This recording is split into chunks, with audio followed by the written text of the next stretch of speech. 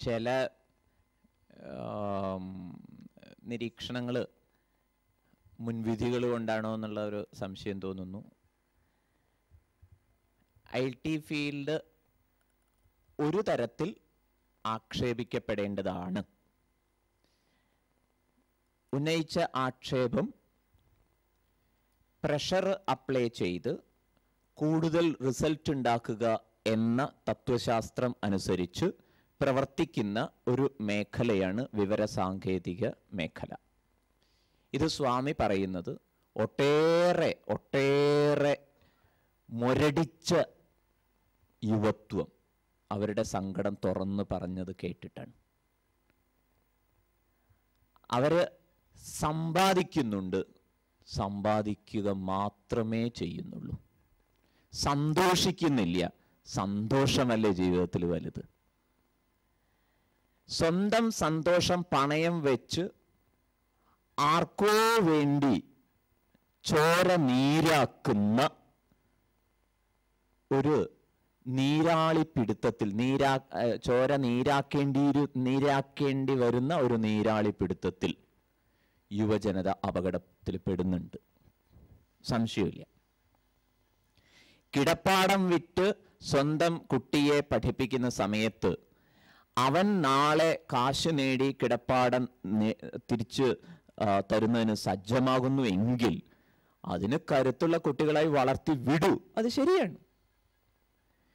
നിങ്ങൾക്കൊരു രോഗം വരുമ്പോൾ ഓടി വന്ന് ചികിത്സിക്കാനുള്ള മൂല്യബോധമുള്ളവളായിട്ടാണ് നിങ്ങളുടെ കുട്ടി വളരുന്നതെങ്കിൽ അത് ശരിയാണ്. അതിനെ ആരാക്ഷേപിച്ചിരിക്കുന്നു?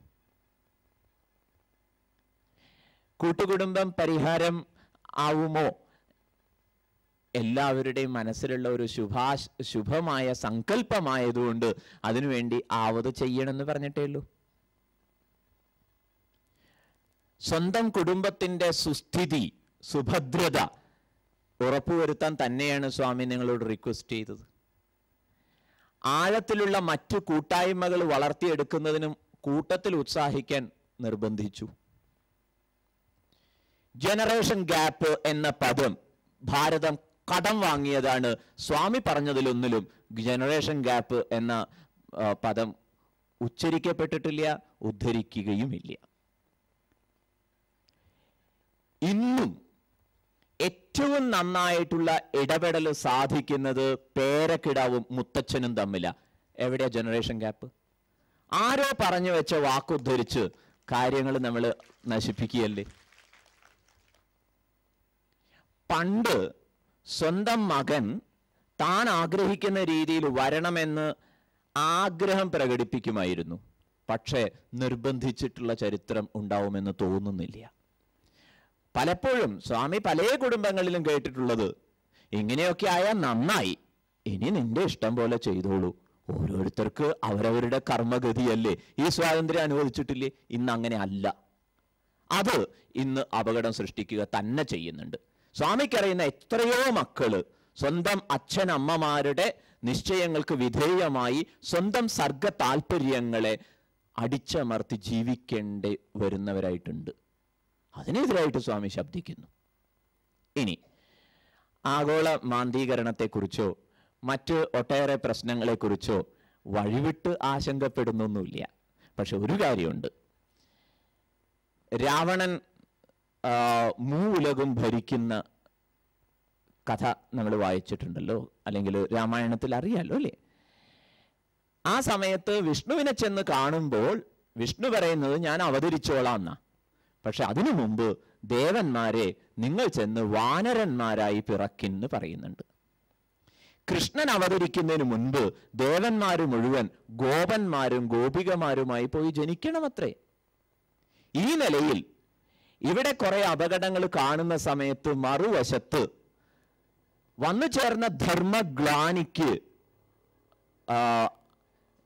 ധർമ്മഗ്ലാനിയിൽ നിന്ന് സമൂഹത്തെ രക്ഷിക്കാൻ പല പ്രകാരത്തിൽ അവതാരം ഉണ്ടാവും. വേദി ഒരുക്കുക എന്നുള്ളത് ദൂരക്കാഴ്ച ഉള്ളവരുടെ, ധാർമ്മിക ച്യുതിയിൽ വേദനിക്കുന്നവരുടെ ഉത്തരവാദിത്വമാണ്. അതിന് നിങ്ങൾ ക്ഷണിച്ചു എന്നേ ഉള്ളൂ. അല്ലാതെ എന്തെങ്ങനെയൊക്കെ ആയാലും ശരി, നാളെ കാര്യങ്ങളൊക്കെ ശരിയാവും എന്നെങ്ങനെ നമുക്ക് ആശ്വസിച്ചിരിക്കാൻ പറ്റും? എന്നും വേദനിച്ചവരുണ്ട്. നാരായണ ഗുരുദേവൻ വേദനിച്ചു.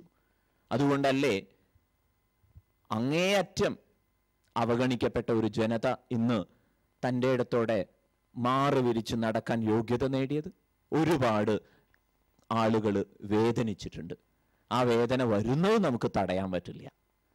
അവരോട് നമ്മൾ പറയരുത് എന്ത് ഒക്കെ ശുഭവും നന്നാവും, പേടിക്കണ്ട. അങ്ങനെയല്ല. ഇതൊരു എന്താ പറയുക, അനുകമ്പയുടെ, we are concerned about others.